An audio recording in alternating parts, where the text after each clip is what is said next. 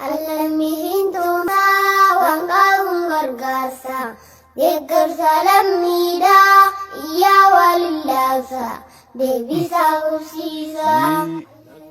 Mana sagaraatiif bolokkeettiidhaan dhimma baradii yoon jechuu baadhes namni gariin kaballaaxaa gaarii akkasitti tolfatee mana sagaraati wanni jechuu jiru ammoo namni muslimaa tokko ka quraana rabbii baatu yeroo kaan aduu keessa yeroo kaan rooba keessa akkasitti taa'ee qara'uu qaraasisuun kun egaa sawaaba gama rabbiitii waan guddaadha ammoo nuti dirqama keenya bahuu qabna waan ta'eef kana yerootti kennuu qabnuun jaan akka kootitti. Inshallah bagana sudufe ya rabbi fedhe yeroo gabaabdutti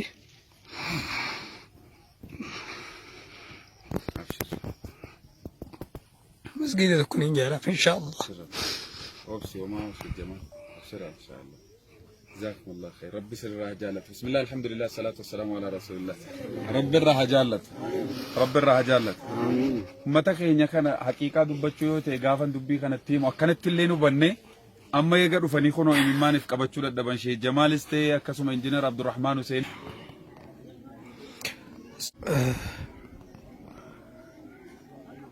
بكنا منقلو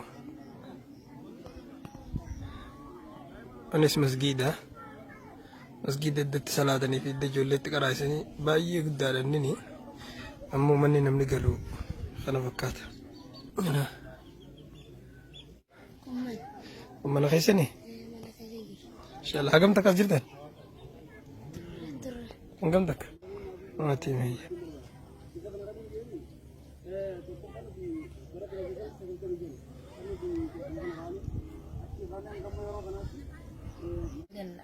Syaran kung gizi roba sini tim miso. Nggak mesa kaki orate jerame. Nggak mesa. Dura telal kawan ini nak kono urada. Insyaallah Rabbi formatan ini daga jabat dah.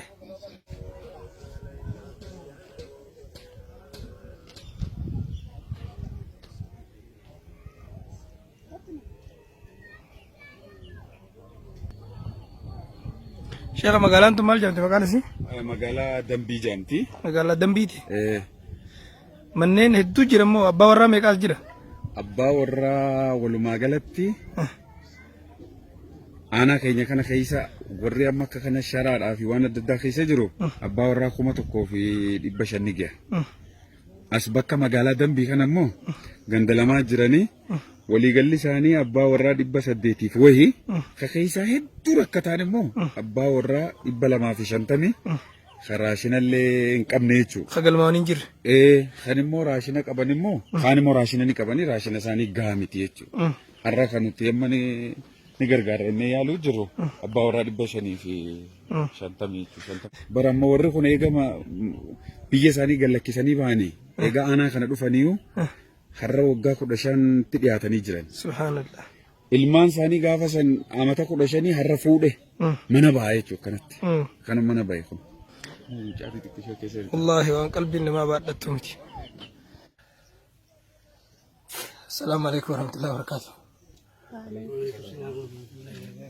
ايوه انت يا ابني. ها؟ ذلك هذا. يا قمت كيسني قاعد دفتر.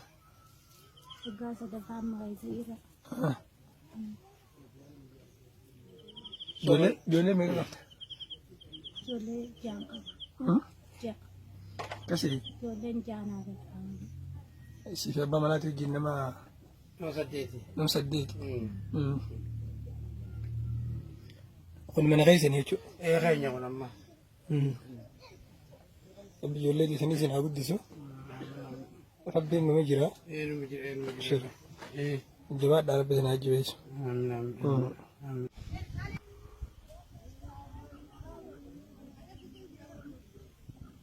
شرا غبار غدتن دبدني انا زلمنيت من التاجر كمت ركنيت جاري لفديني امنا كيلومتر 40 شني امنا ميلات ديمنه جوله ميل نور كتي ايته تربي ميغا خرا خناني اچي اسغين انا غينيا نمنتنا شغالين ابري ربي عليه رزو جيرنيا غاري ربي خنو في اساتوتو انغنا بوتا خننو هاي انغنا المو نما نغود اجر مالي انغا خنا سو باساتي نستر مالي wallahi akka dhala namaatti nuti xiqqishallee ni jiraannellee jennee yaanne silmaa ammoo akkuma jirrutti amma hangasoo eega isa kana argachuufis baay'ee gammanneerra kanaafuu isinis jajjabaatanii akkuma gargaartan isin gaafanna.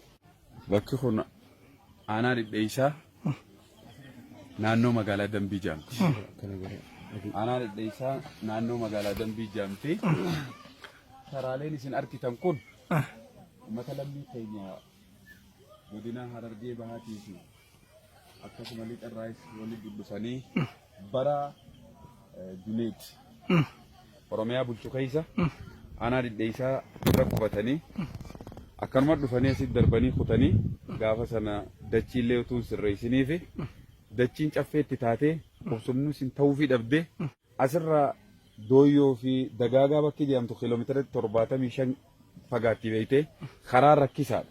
Raashinumallee achitti argachuu dadhabanii baatii sadiifaa achitti raashina dhabanii turanii rakkatanii sana amata lamaan soomana keessa jirruu kana achirraa gallakkisanii miilaan ilmaan guurratanii yaanii dhufnaan ummata keenya hawaasa wanni goonee hirmaachifnee akka isaan dachii kanarra sharumallee ijaarratanii irra jiraatan goonee kaan immoo addaraashaa masalxanyaa tokko jira ture sanillee irraa cabsinee bannee akkasitti kunoogaa jiran jechuudha. Amma mootummaan hanga tokko raashina ni kennitiifi kaan immoo maatii nam sagalfaa 10faa kan qabu jira. Raashinni sun jechuun kiiloo 15 fudhatee hin geenye jira jechuudha. Sanii akkasitti jetti kiiloo 15 kannaniif jetti kiiloo 15 qofaa fudhatu jira. Ilmaan immoo yoo xiqqaate nama 9faa 10faa san anarra isaanuma dubbistan gaariidha inshaallah. Asumarratti nama quraana fixee jira akkam jette duuba amatuma lama kanaan jidduutti. Jisu 30 kaasirra taa'ee inni taa'ee qaraasisuu fi masjiidni isaanii immoo kana kunu. Sharaallee hin qabunni. Sharaaleen kun hundi kasaanii diime. Addaraashni sunis. Addaraashni sun bakka gobaaxaa jaaniini masalxanyaa dargii duriiti. San duraan akkasi cufamee onee taa'ee ture. Gaafa isaan rakkatanii bakka itti seenan dhaban muka jala taa'urra innee itti uummanni banee itti galcha.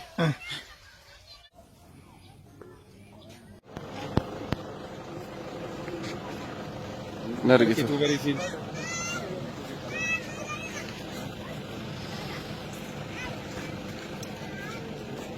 Indi dubbisu wayu ni asesitu asid dikatani asin ol seenani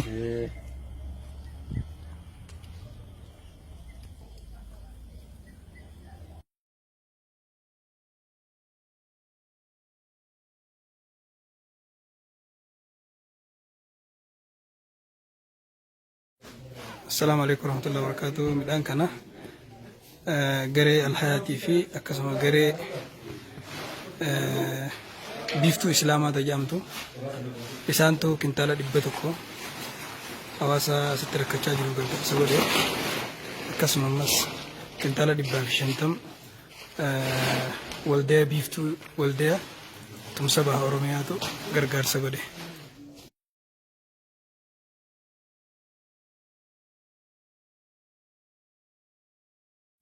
akka biyyattis akka aanaa keenyattis akka godina keenyattis qabatamaa rakkoo keenya jiru giddu galeessa godhannee ustaazonni keenya mootummaa keenya aanaa wajjiniin qindoomuudhaan qaamolee deeggarsa kana keessatti qooda fudhachuu danda'an otuu nama addaan hin baasin otuu saalaan hin fooyin otuu sanyiin hin fooyin sababa dhukkubaa koronaatiin wajjiniin wal qabatee maatiiwwan baay'een harkaa gara afaanii jiraatan ni jiru.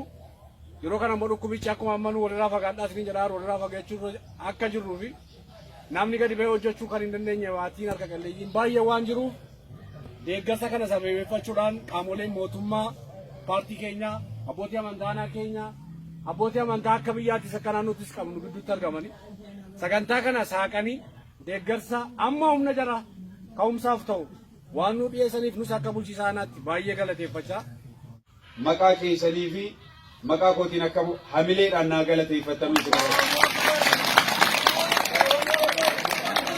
Kanatti aansuudhaan akkuma beekamu haalli nuti amma keessa jirru waa hedduutu harkaanuu qaba. Akkuma beekamu ummanni keenya ummanni Harar Bahaatirraa waggaa murtaa'e dura aanaa dhidheessaa dhufanii qubatan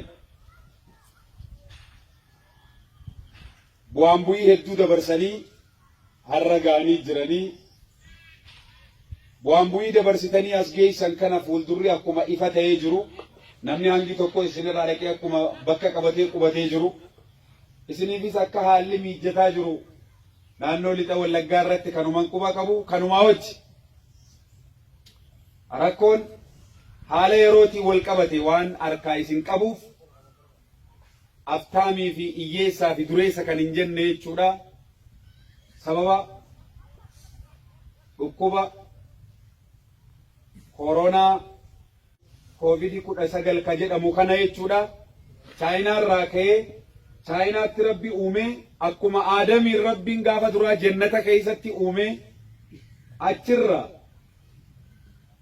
nulleen irraa horsiisee addunyaa kanarra nu facaasetti biyya chaayinaa jedhamtu irratti dhalatee makluuqni rabbii kun rabbumaatu uumesas ijaan mul'atuu baatu xiqqaatus vaayirasii koronaa jedhamu kan har'a viizaa tokko malee tikkeettii gaafachuun maletti biyya addunyaa kanarra wal horee ilmaan lakkoofsa isaa rabbi malee hin beekne horee nama miiliyoona 2,200,000 ol galgala edaatii achitti kan qabee dararaa jiru jechuudha. Nama 140,000tti ka dhiyaatu ka lubbuu baase haalli yeroo kun yeroo kana keessa kan duraanuu dalagataa ture kan kanaan duraanuu nagadatu kan kanaan dura damooza wayyaallee nyaatu yeroo inni keessa rakkataa jiru keessa gargaarsa kana qindeessanii yeroo kana keessatti nuuf fiduu jiraatiif baay'iseen jira galateeffadhaa naa galateeffadha. Kalammataa fuuldura keenya kana ka jiru guyyaa xiqqoo 4-5 booda ayyaanatti seenu. Ayyaana guddaa waggaan dhufu Ramadaana. Ramadaanni kun kan duraanuu ka fiigee utaalee hojjetatu guyyaa guutuu beelaa oola waan ta'eef agabuu isaa waan ooluuf danda'ee hojjetachuu dadhabanii ciisanii dadhabanamne jechuudha.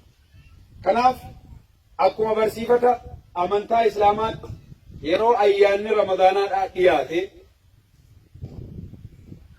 rakkataan ni gargaarama,